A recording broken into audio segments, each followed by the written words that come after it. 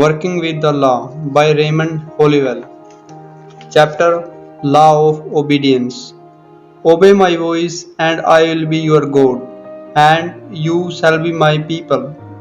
To be ushered into turmoil, blindly toil a few years, and then go out into uncertainty is surely not the purpose of man's existence. Life must mean more than this, and it does mean more. Man should be a builder, and to him is given all the materials out of which to construct the kind of life he desires to live. He builds in wisdom or in ignorance, according to his obedience, according to his understanding of a divine law and the use of it in his daily life. Many people, when they learn that the science of living is governed by exacting laws, immediately assume that to live rightly is to live the hard way. They are afraid of a law that is exacting in its demands when it touches their relationship with the finer things. Yet these same people would not be willing that the laws which govern human society should be modified in any way. They recognize that the laws which govern social conduct and activity must be properly enforced. If organized society is to function harmoniously and safely, in other words, they recognize that government is for the good of mankind, and that without it human life and welfare would be in continual jeopardy. If this true of human government and established by constitution and law, it is even more true of divine government, and the more exacting the law, the more certain the safety, prosperity and happiness of him who fulfills the law's demands. In the realm of science, no laws are more exacting than those which govern the science of science. No laws are more exacting as the science of mathematics. An accountant, even when he fails immediately to solve a problem, knows it can be solved only by recalling into operation the exacting laws that govern all mathematical calculations. Were those laws subject to change, the solution of mathematical problems would be utterly hopeless. Perhaps in no way has religion gone so far astray as in its conception or understanding of God, whether it be the God of the Christian or of the heathen. Instead of recognizing that the supreme intelligence is law operating according to and as surely as the laws of nature, men have created in their ideas a God who is partial, subject to appeal from saint and sinner alike, a God who can be persuaded and bargained with, a God who gives life and takes it away, a God who heals sickness and causes it, a God who improves and enriches, a God who rewards and punishes. And having accepted this wrong idea, it has made prayer largely a matter of doubts, lacking in that strong assurance that a thing will be so because it is according to the divine law. To many folks, this aspect of truth creates an illusion of a God for all, a God who is not interested in man's needs and problems, a God who is not a father to whom we can take our prayers and with whom we can converse. They have taken away my Lord, cried Mary. Sooner or later, however, they discovered that this divine knowledge of the nature of God, as law has given them their Lord in a sense so close and intimate that all doubt in claiming their good is ended. For once the lie is understood, we hold the secret of eternal happiness, peace, and dominion or mastery over all the forces around us. The Lord obey means to submit to rule or to comply with orders or instructions. Obedience then is the governor of all movement, whether it be mechanical, little, or spiritual. A giant machine without its governor would tear itself apart, would be utterly destroyed because it failed to obey its own laws of momentum or gravity. An intellectual giant who fails to comply with the laws of learning will become as an idiot. A student failing to comply with or to obey the instructions of spirit, the law of God, will reverse that good and create evil. We are dependent entirely on obedience for our success or failure in this life. Our societies, cities, states, and nations are supported by it. Our properties and lives are dependent upon it. Because of our respect for obedience, we as a whole support it, but woe unto the man who tries to break through to palace, to plunder for selfish gain, As we look into the home, we see the mother training her child into habits of discipline. Tomorrow, we see a happy mother because her child has grown into youth and manhood and has earned success. A success because back in the beginning of his life, the seed of obedience was placed there which brought forth respect, obedience, and unselfish thought. On the other hand, we may see where others fail because they have been allowed to grow up being a disobedient, disrespectful, and selfish. Business is founded upon obedience, and as each member obeys the laws of commerce, he will succeed. It is only when man expands these laws by our speculation and by wildcat schemes, inflated values, or lack of cooperative agency, that he brings upon himself failures and causes bankruptcies and loss.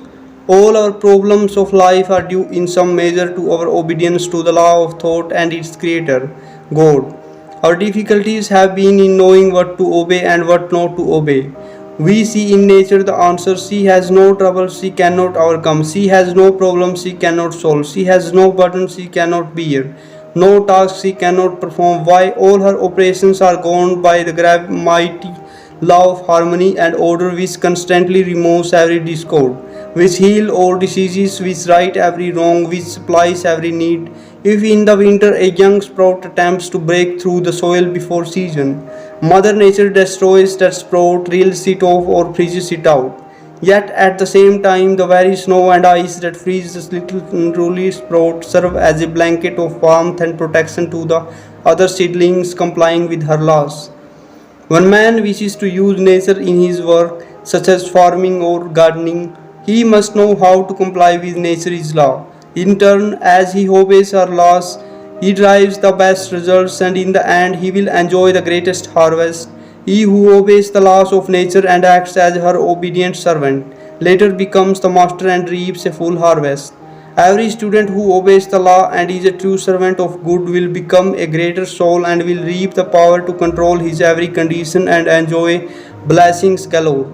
This is what the Master tried to tell us when he said, "He that is greatest among you shall be your servant. Whosoever shall exalt himself shall be humbled.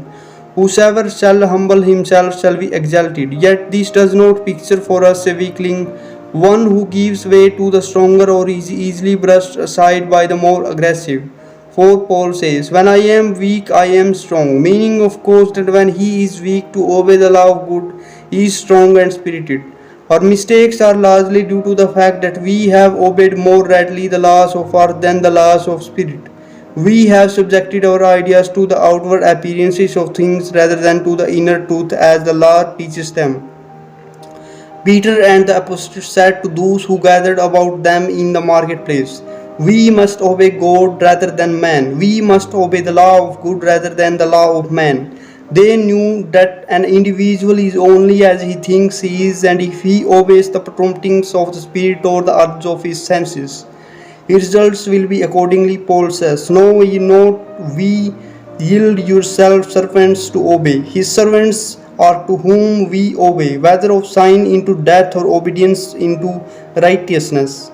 If we are to obey the Spirit within us rather than the conditions about us, then the law requires us to first think things into existence from the within before we shall see them on the without. Most of our experiences are the outgrowth of our own created activities. These created activities are first to be found in thought that we think in our minds. The law reads, "As ye sow, you shall receive," which is mathematical, accurate, and true. If you plant a turnip seed, nature does not produce potatoes. If you plant a corn seed, nature does not make a mistake and bring forth a giant oak tree. On the some reasoning, if you plant thoughts of worry, the law you obey will give you something to worry about. It will produce more and more circumstances to increase your worries. If you think of disease and lack, you will receive exactly what you are expecting. Whatever laws you obey will in turn serve you. The most important thing then is to know what to obey. You laugh at the troubles of little ones because you view them from their true value. To the child, his tiny task seems real and all important, and not until he outgrows his childish ways can we look back with amusement and not feel regret. Not until we can rise superior to our problems and our troubles can we ever hope to cease to have further troubles. A mother put her little boy to bed one night, but later she found him restless, unable to sleep. He called down and asked that the light be left lighted for him. The mother knew something was wrong, so she went up to his room and gained his confidence by talking with him. She learned that during the day other children had threatened to send the boogie man after him because he would not give her his toy to them. The mother then explained that there was no bogeyman. She said that the principle of it was to frighten him into submission so that he would give over his toy to other children. She told him he could go to sleep because there was no real boogeyman. The child had obeyed the illusion of things and was frightened. But the mother saw the truth. He, knowing the truth, she could see through the principle of fear involved and by dispelling it from the mind of her son, enabling him to go peacefully to sleep. The purpose of our lesson is to learn how we might properly choose and serve the law for our highest good. We either serve principle or things in all that we think and do. Things are the events or the results of individual causes, whereas principle is the true cause and is spirit.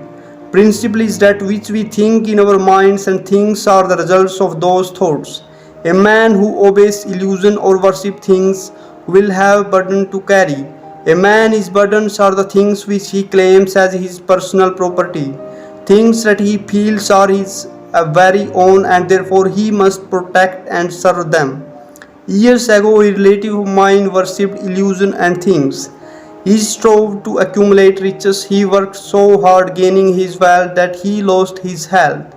Then he turned about and tried to gain his health by spending his wealth, and in the end he passed away. A disappointed and disillusioned man, that man, like so many others, had started out in life with the wrong conceptions of the law of God. Strange, but man does not own an earthly thing. All that he has been loaded to him according to his understanding of the law he serves. Man was born naked and he dies in that nakedness. All his earthly things are stripped off of him. Even his many burdens become illusions again. His real task in life is to find his place according to his understanding, and that understanding determines the way he lives life. Analyze your burdens. They arise from some ideas of possession that you think. You may have dependents, others who must be supplied, and you feel you must care for them, as they have no other protector or provider. But when you realize the illness of God who sees even the sparrows fall, you will then change your idea of responsibility. Then your mental release will permit a greater flow of good to come to you, and it will come to you in many other ways than before. Thousands today are held in bondage to the idea that they must be helped by others, that they must have relief. Their greatest need is not your help or mine so much as it is a new understanding of life itself. The fear of the future has become a race belief, and it affects all ages. As you obey the law of fear instead of the law of God, you will have many more burdens, for only as we are able to cast our burdens upon the law shall we be free. If you are obedient to the law, you will not suffer these burdens to be heaped high up upon you. You will live in the present. Do your highest duty every day, forget the past, and let the future take care of itself. For to trust the law, you must know of its guidance by experience and practice. To those who have not learned this guidance, the experience must be acquired. God does not require you to follow his leading on blind trust. Behold the evidence of an individual intelligence pervading everything, even your own mind and body. Disobedience to the law is refusal to do what we know is right. We all know the right, but we do not always do it because it seems to interfere or delay our immediate attainment of the object we see. We want quick returns, forgetting that the law moves slowly, yet it works perfectly and well. We want instantaneous healing of our disease, but we are loath to give up the net of habits that cause them. When we speak of a man of principle, we mean a man who is governed by the law of right thinking and living. A man who is not easily swayed, a man who is an opportunist, a man who will not deviate from the path of what he deems to be the right for the sake of personal profit or popular acclaim. A man, in short, whom one may trust absolutely to be true to his convictions regardless of the temptations to change or modify them. No one will deny that such a man inspires the utmost confidence and may become a tower of strength and leadership. He is one on whom others rely for leadership, whereas the man who is easily persuaded to yield to pressure even for kindly motives is not the type of individual on whom we can depend. If this is true of man in the outer realm, how much more true it is of the man in the inner realm, the mental realm, because God is principle. Not only governed by principle, the God governed man is never in doubt as to the results to be gained by the following principle. For principle is based on law and obedience. So this law can have only one result: happiness, peace, and prosperity. All that is required for us is to learn obedience to the law of truth and not to obey the petty things that arise steadily as we allow our visions to be disturbed and harnessed. Blessed are they that hear the word of God and keep it. Obey my voice, and I will be your God, and you shall be my people. When we obey the voice law, when we understand with the master the statement, all that is mine is thine. This is the law acting through us. As we obey the law, we humble our personal self to the divine self, but we turn within and seek that which is real and true as God, the law, intended it to be. Let us live with God in His work, not after we die, not tomorrow or next year, but obedience of His law. We must be able to converse and live with God, the law, in our daily life. Then we shall live with the love and joy, with hope and wealth and peace here and everywhere. It is ours for the decision. If they obey and serve Him, they shall spend their days in prosperity and their years in pleasure. Resolve. Build on resolve and not upon regret. The structure of the future do not group among the shadows of old sins, but let line soul is right sin on the path of hope. Anticipate the darkness, waste no tears upon the blurred record of lost years. But turn the leaf and smile, oh smile to see the fair white pages that remain for thee. Prate not repentance, but believe that spark divine dwells in thee, let it grow, that which we upgrading spirit can achieve the grant and all creative forces know. They will assist and strengthen as the light lifts the acorn to the take trees high. But to resolve God is whole great universe shall mortify the